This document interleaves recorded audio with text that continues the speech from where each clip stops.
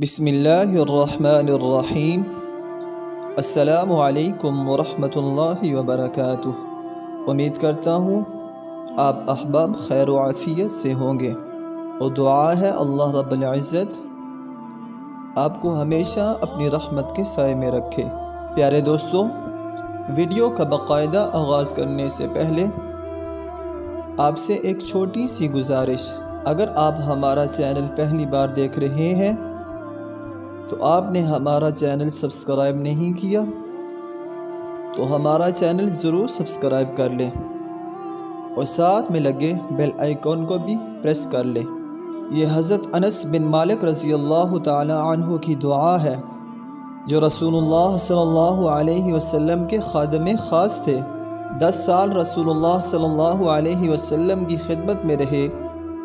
اور رسول اللہ صلی اللہ علیہ وسلم نے ان کی والدہ کی درخواست پر ان کو دنیا و آخرت کے خیر کی دعا سے مشرف و مخصوص فرمایا تھا، اور حق سبحانہ و تعالی نے رسول اللہ صلی اللہ علیہ وسلم کی دعا کی برکت سے ان کی عمر و مال اور اولاد میں عظیم برکت عطا فرمائی۔ چنانچہ ان کی عمر 100 سال سے زیادہ ہوئی، اور ان کی صلیبی اولاد کی تعداد 100 کو پہنچی ہے، جن میں 73 مرد تھے اور باقی عورتیں، اور ان کا باغ سال میں 2 بار پھل لاتا۔ یہ دنیا کی برکات تھی، باقی آخرت کی برکات کا اندازہ کون کر سکتا ہے؟ شیخ جلال الدین سیوطی رحمۃ اللہ علیہ جلیل القدر حافظ حدیث ہیں۔ انہوں نے جمع الجوامع میں نقل کیا ہے کہ ابو الشیخ رحمۃ اللہ علیہ نے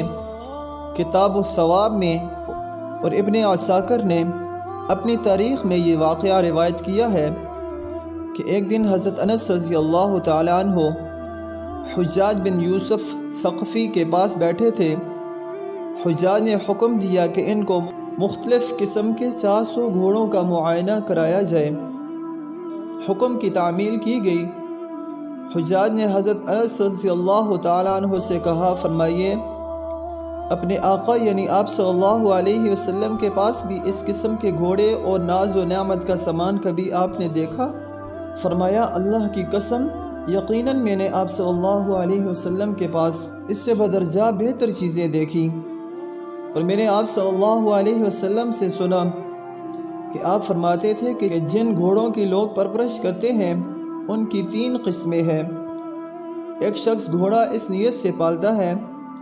کہ حق تعالیٰ کے راستے میں جہاد کرے گا اور داد شجاعت دے گا۔ اس گھوڑے کا پیشاب، لید، گوشت اور خون قیامت کے دن تمام اس کے ترازو عمل میں ہوگا۔ اور دوسرا شخص گھوڑا اس نیت سے پالتا ہے کہ ضرورت کے وقت سواری کیا کرے اور پیدل چلنے کی زحمت سے بچے۔ یہ نہ ثواب کا مستحق ہے اور نہ عذاب کا۔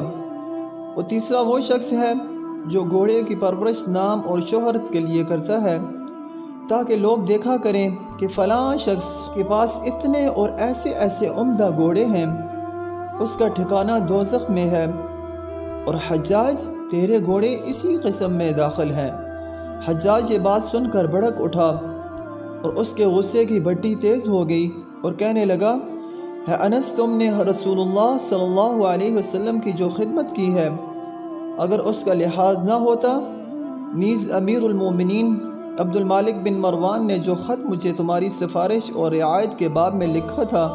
اس کے پاس داری نہ ہوتی، تو نہیں معلوم کہ آج میں تمہارے ساتھ کیا کر گزرتا۔ حضرت انس رضی اللہ تعالیٰ عنہ نے فرمایا، اللہ کی قسم، تو میرا کچھ نہیں بگاڑ سکتا، اور نہ تجھ میں اتنی ہمت ہے کہ تم مجھے نظر بد سے دیکھ سکے۔ میں نے آپ صلی اللہ علیہ وسلم سے چند کلمات سن رکھے ہیں، میں ہمیشہ انہی کلمات کی پناہ میں رہتا ہوں، اور ان کلمات کی برکت سے مجھے نہ کسی سلطان کی سطوت سے خوف ہے اور نہ کسی شیطان کے شر سے اندیشہ ہے۔ حجاج اس کلام کی ہیبت سے بے خود اور مبہوت ہو گیا۔ تھوڑی دیر بعد سر اٹھایا اور نہایت لجاجت سے کہا، ہے ابو حمزہ، وہ کلمات مجھے بھی سکھا دیجئے۔ فرمایا، تجھے ہرگز نہ سکھاؤں گا، بخدا تو اس کا اہل نہیں۔ پھر جب حضرت انس رضی اللہ تعالیٰ عنہ کے وصال کا وقت آیا تو ابان جو آپ کے خادم تھے حاضر ہوئے اور آواز دی۔ حضرت نے فرمایا کیا چاہتے ہو؟ عرض کیا وہی کلمات سیکھنا چاہتا ہوں جو حجاج نے آپ سے چاہے تھے مگر آپ نے اس کو سکھائے نہیں۔ فرمایا ہاں تجھے سکھاتا ہوں، تو اس کا اہل ہے۔ میں نے آپ صلی اللہ علیہ وسلم کی 10 برس خدمت کی اور آپ صلی اللہ علیہ وسلم کا انتقال اس حالت میں ہوا کہ آپ صلی اللہ علیہ وسلم مجھ سے راضی تھے۔ اسی طرح تو نے بھی میری خدمت 10 سال تک کی اور میں دنیا سے اس حالت میں رخصت ہوتا ہوں کہ میں تجھ سے راضی ہوں۔ صبح و شام یہ کلمات مانگا کرو، حق سبحانہ و تعالی تمام آفات سے محفوظ رکھیں گے۔ وہ کلمات یہ ہیں: اللہ اکبر اللہ اکبر اللہ اکبر، بسم اللہ علی نفسی و دینی، بسم اللہ علی اہلی و مالی، بسم اللہ علی کل شیء اعطانی ربی، بسم اللہ خیر الاسماء، بسم اللہ رب السماوات، بسم اللہ رب الارض والسماء، بسم اللہ الذي لا يضر